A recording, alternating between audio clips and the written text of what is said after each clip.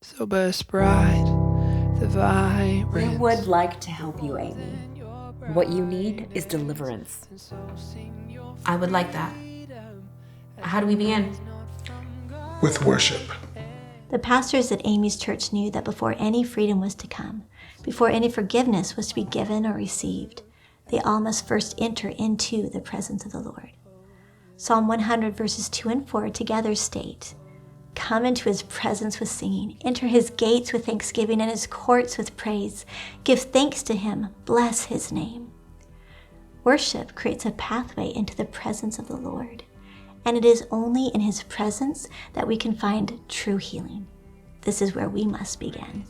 When we need healing, we begin with worship.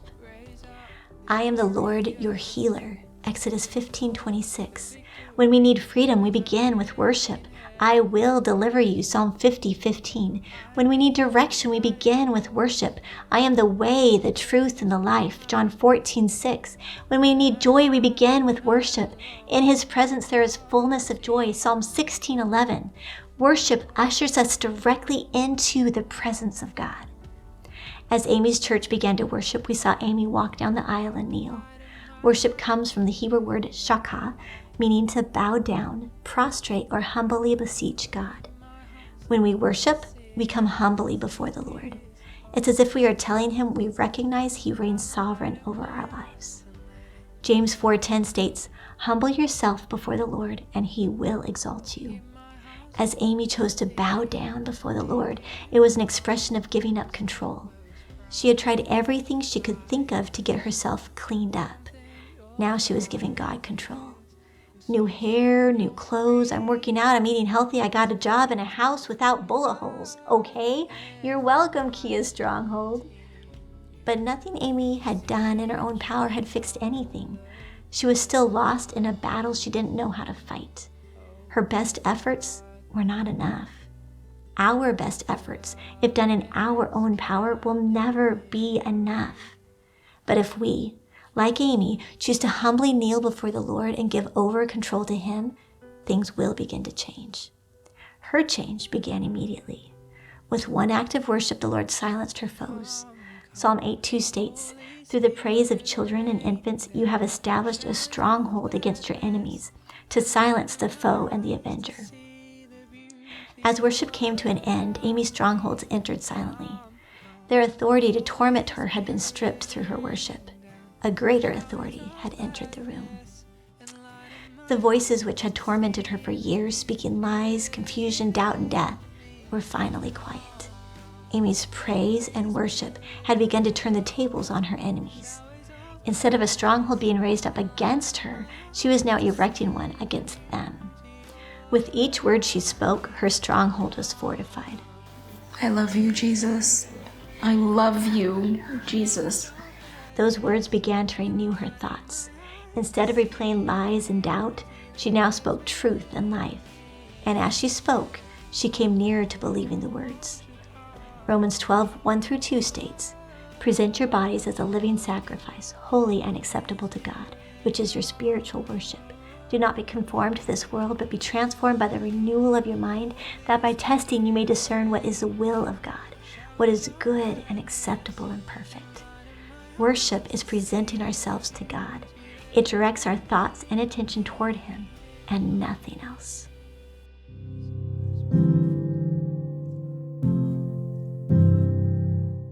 And this is our goal this week. We are going to worship. We are going to make space for God. And when they began to sing and praise, the Lord set an ambush against the men of Ammon, Moab, and Mount Seir, who had come against Judah, so that they were routed. When we begin to doubt, we will worship. When the voices try to drown out the truth, we will worship. When life is overwhelming, we will worship. When we think we're not enough, we will worship. Your worship will begin to set an ambush against the enemy.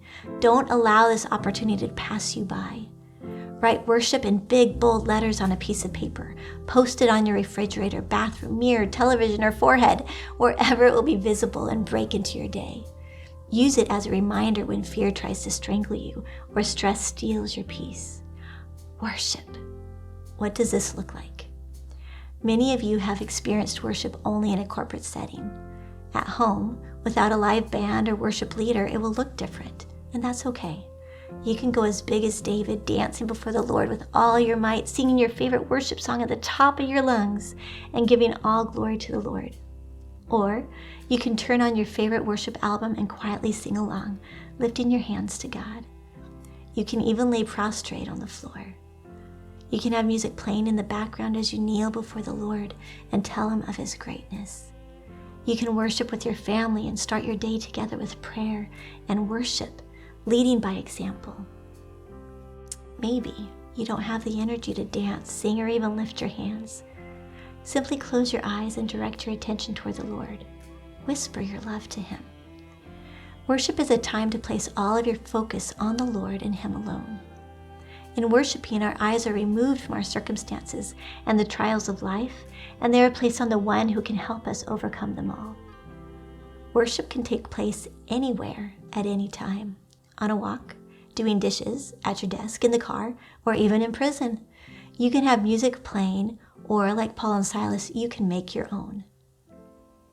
About midnight, Paul and Silas were praying and singing hymns to God, and the prisoners were listening to them. And suddenly there was a great earthquake, so that the foundations of the prison were shaken. And immediately all the doors were opened, and everyone's bonds were unfastened. As Paul and Silas worshiped, they chose not to focus on their surroundings or their circumstances. They chose to say, "No matter my circumstance, I will shout that you are good." It was during worship that their shackles broke off and the doors were opened. Begin this week with worship and see what the Lord does. We are confident voices will be silenced, chains will be broken, and God will be glorified. Number 1, what did you try for worship this week? Number 2, did you find it hard to worship in the middle of your circumstance? How so? Number 3, did you sense the presence of the Lord while you worshiped? Did His presence begin to bring freedom? Did you feel shackles fall off? Write down any testimonies. Number 1, share your struggles from the week. What were your biggest challenges in coming before the Lord in worship? Number 2, share testimonies of what the Lord did during the week. How did you feel your worship brought breakthrough?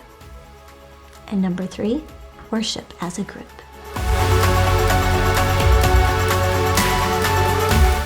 Come into His presence with singing, enter His gates with thanksgiving and His courts with praise.